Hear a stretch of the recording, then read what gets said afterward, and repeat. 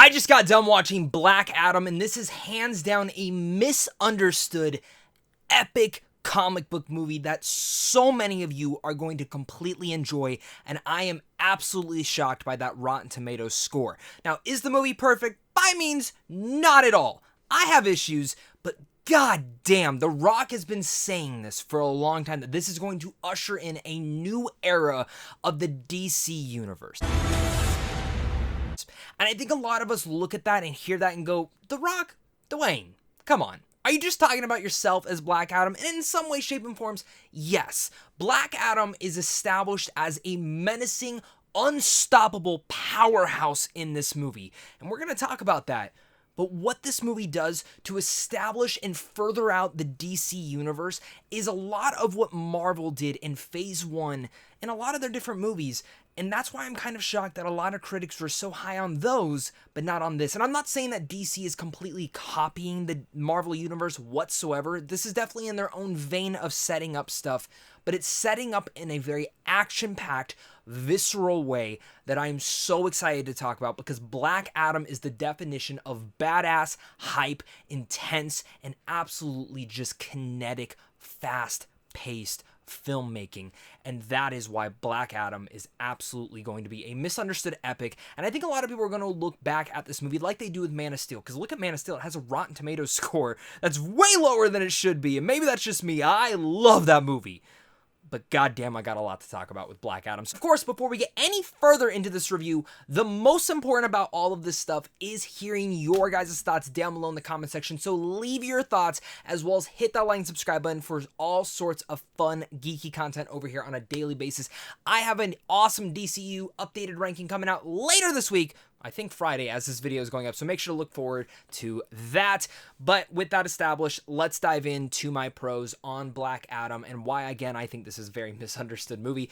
And a lot of that goes down to, I want to get the characters out of the way. I'm not going to talk about all of them, because I do think there's some issues with certain ones in here. But Dwayne Johnson, he was casted as Black Adam what feels like an eternity ago. Like, he was casted before pretty much the DC universe was even a thing. Truthfully, never even thought that this would actually come to be. I thought eventually we would just get another actor in this role and The Rock would move on to something else. Thankfully, he did establish this, brings the character to life. But at the same time, Dwayne Johnson, for me, plays a lot of the same exact character. And I love those. I love how charismatic he is. I love how fun he is. And I think almost every movie this guy makes is entertaining by no means. Not perfect, but at least very entertaining. And he makes those roles entertaining. So I was a little bit worried that Black Adam's going to falter into that a little bit and be like, okay, it's the same role that Dwayne Johnson does. Thankfully, I'm actually very surprised and also delightfully surprised the fact that Dwayne Johnson really does become Black Adam. This is the role that he was born to play. You can argue any other role that he's been playing before that he was born to play that, but this is definitively the role he has become. Like, he, in every sort of way, embodies Black Adam that I read in the comics, that I've played in the video games, that I've seen in any sort of animated function. This is like a definitive version of Black Adam, and I was very happy with that. Now, a lot of that can be said because of the action and some of the writing, but Dwayne Johnson really embodies the character. And the other thing I actually really liked is, he's getting up there in age. He's a big, bulky dude. I mean, he's arguably probably one of the biggest actors out there when it comes down to muscle definition and everything like that. So he does look the part. But I also really like that a lot of actors nowadays will hide their wrinkles, will hide their scars, will hide their age. And with Black Adam as a role, that is something that you could have easily done here. But he never shies away from that. And in fact, the film doesn't shy away from that. It does dive into the fact that Black Adam has seen a lot of terrible things in his life and have endured a lot of terrible things. And I do like that they do show the distress, the age on this character. And it's such a small attention to detail that I really like that they dove into this character. In general, Dwayne Johnson's performance really elevates that. And honestly, I could even argue probably one of his better performances that he's ever done. Adding in there, of course, he's not the only star of this movie. Aldous Hodge, ever since this guy was announced to play Hawkman, I got hyped. I've loved this guy as an actor. One Night in Miami, he was a show stealer in there, and even in The Invisible Man, I loved him.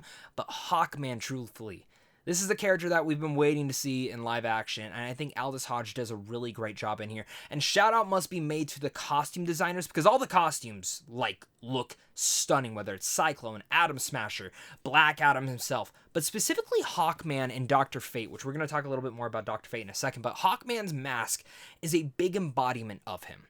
And while the armor, the wings, the weapons he uses are fantastic, that helmet is a big piece of him.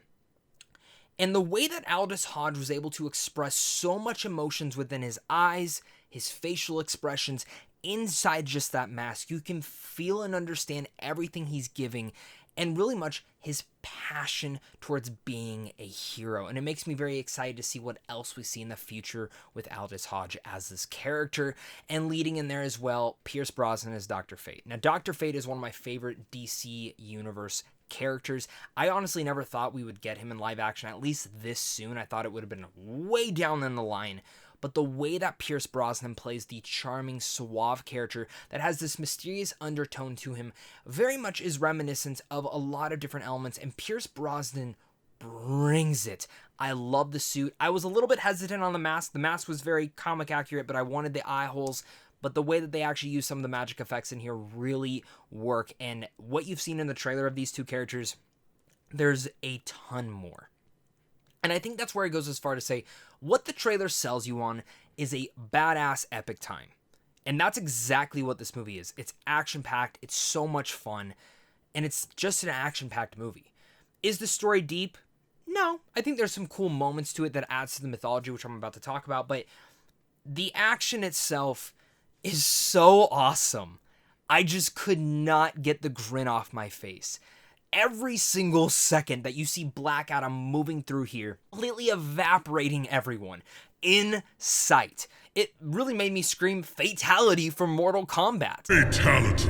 The director Collet-Serra is a lot of that things to do. He knows how to give like a lot of fast-paced action in here, and this is definitely one of the strongest pieces of that. There's the slow-mo, there's all those sorts of actions, and in some ways it kind of reminds me in reminiscence of the way that Zack Snyder shot the action in 300, but you see every little punch, pull, fatality, brutality, whatever you want to say it, when the characters are going at one another, it's just visioned.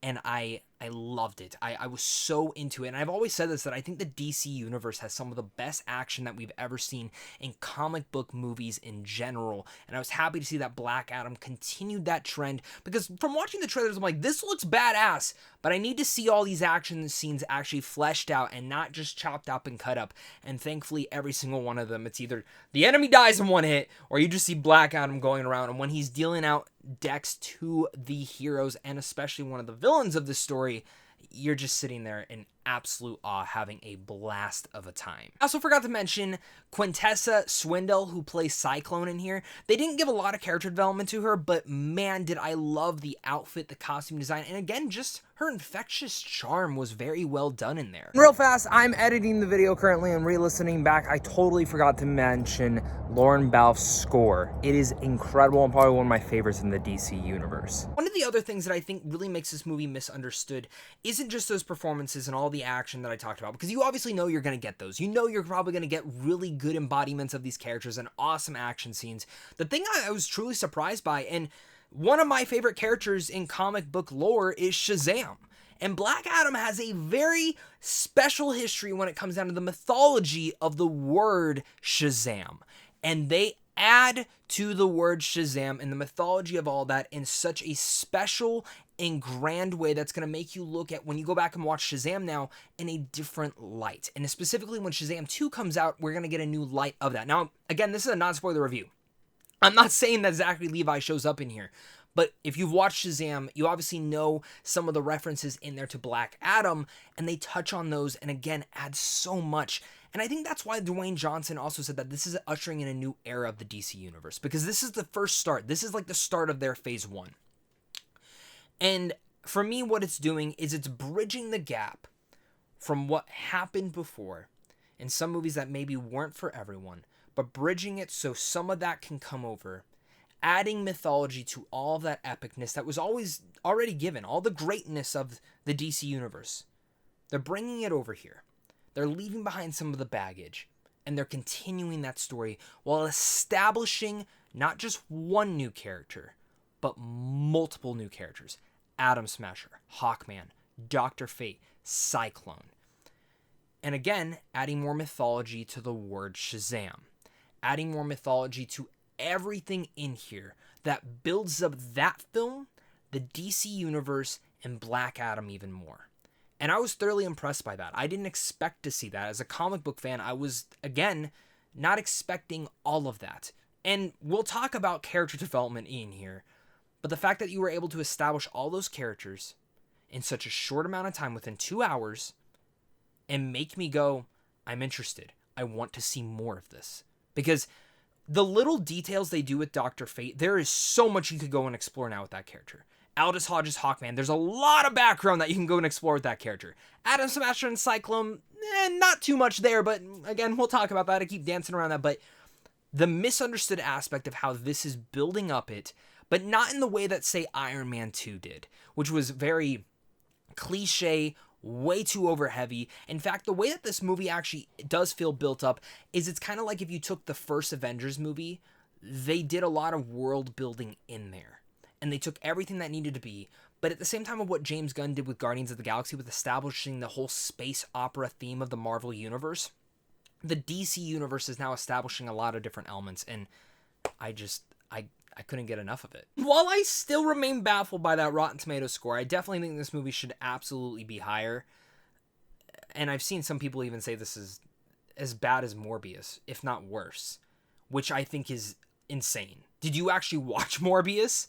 Because if you did, I think you slept through it. I do want to get my issues out of the way because I think there were some things in this movie that could have been done a little bit better. First off, I think the film should have been longer. It has a very fast pace to it, and not in a bad way. I don't think the pacing of this movie is bad by any means. I think the action jumps you in and it goes from action scene to action scene, and sometimes it even feels like a live-action Dragon Ball movie, which, that's like everything I could ever want. With Dragon Ball, sometimes the story is not all there. Sometimes it's a lot of action, and sometimes that action is very heavy-handed.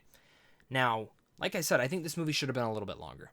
I think you could have made this movie at least 20 more minutes longer to establish and give a little bit more development to the JSA itself. Now, I think it's a cool introduction. I'm excited to see what else they could possibly do with there. Again, they do a lot of cool tidbits with certain characters in there. But like I mentioned with Atom Smasher and Cyclone, they get like zero character development. You get lines of dialogue that just are there to tell you who they are, and what their powers are, and how they got them. And that's very cringeworthy. That's very early 2000s comic book movie, and I think those could have been written better, and I think that's where the development and some of the pacing needed to take the time to slow down just a hair. As well as Noah Ciento. I can never pronounce his name right. I know I can't, but I also am... I don't really care for the character of Atom Smasher personally, and also none of his performances have really like gone, oh my god, this is the best thing ever. I don't think he's bad in this movie. I think he's enjoyable for what the material was given to him, but it kind of reminded me of a knockoff of Deadpool, and I wasn't completely satisfied from that, specifically because I'm a major Deadpool fan, and if they were going to copy anything, that is not the one thing they should copy, because for me, it didn't really work out. And while I like the costume, the mask even very much fits Deadpool, but it's even the tone that they kind of established him within there, and I get it, they're trying to make him be like the funny one of the group, but I never really laughed at any of his lines personally. I think that's where it just goes as far to say is that the film does have scripting issues. The film has a lot of issues like that. Again, I think it does need a little bit more time to marinate and establish. The story is not the best thing. In fact, there's this whole human element to it of the people of this entire country that Black Adam is from. And it's not great. To be honest, sometimes it does drag the pacing at those moments, and I like what they were trying to do thematically. I think it works for the character. I just wish they would have established it in a little bit of a better light. It does take a second to finally get moving with this film. The first 20 minutes is a little bit too slow for me, but once it kicks off, once Black Adam awakens, it is just firing on all cylinders from there. I think that's where a lot of people are going to look at this movie, and if you come for the story and you want a grandiose, awesome DC story, you're not going to get that. There's great mythology world building in here, so if you want that, you're going to get that in here, but there's not a ton of story. As well as the villain, I never thought I would say this, but it's probably one of the worst villains in the DC universe. Not on power scale level. Like, they needed this villain so you could see Black Adam go after him. but overall it was just written in a very bad way. And I guess that's where maybe I can see some of the Rotten Tomatoes score, but at the same time, like, I've seen weaker villains in the MCU, or just as bad, and I've seen weaker villains in certain films that do get good scores, so I don't know, maybe I'm just still baffled by that all. Black Adam is hands down a misunderstood epic kickoff to the next era of the DC universe. It's visceral, it's intense, I love the action, and it creates such a kinetic time that I loved. The Rock completely becomes Black Adam in here, and added so much of the mythology to just the word Shazam. And I'm going to talk about something at the very end of this review, and I'm sure a lot of you guys are wondering about it, so I will talk about that. But Aldous Hodge is incredible in here. Dr. Fate himself, Pierce Brosnan, becomes that character. I want more of the JSA. I want more Black Adam. I want more from the DC universe. And I've always said I'm always worried when I see a DC movie that I love, because I never know what's actually going to come next. I don't know if they're going to be reactionary, and I know they have new leadership there, so hopefully it is not. I want more. I can't wait for more. With all that said, I'm going to give Black Adam a B+. Before you get going, I am going to talk about the post-credit scene, so please understand, if you don't want to know what it is, and you don't know what it is yet, because it's all over the damn internet, please click away right now, come back, and once you come back, we can talk a little bit more about Black Adam. So, end credit scene. 1, 2, 3. Oh my god, he's back. I can't believe Henry Cavill's back. Oh my god, I cried. I cried at that post-credit scene. As someone who thinks Man of Steel is personally one of the best comic book movies of all time, and someone who just wants one of the perfect visions of Superman, it was great to see this. Now, I've never believed that Superman and Black Adam should go at it with one another, but the respect that Dwayne Johnson has really put on the Superman name within all of his interviews makes me so happy. And to see Henry Cavill step out of the light was just, honestly, like, it made me cry, because it's what I've wanted. And like I mentioned, it bridges that gap from everything from the original DCU and continues that into this new era.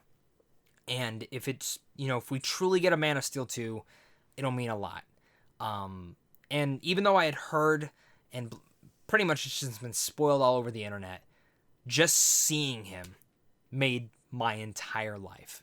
So I love that. And even taking away that, even if he wasn't in here, I would still stand by this movie with everything that I've said. But I definitely want to hear your guys' thoughts. So thank you so much again for watching this. Make sure to hit that like, subscribe, and comment down below your guys' thoughts. And of course, until next time, stay classy.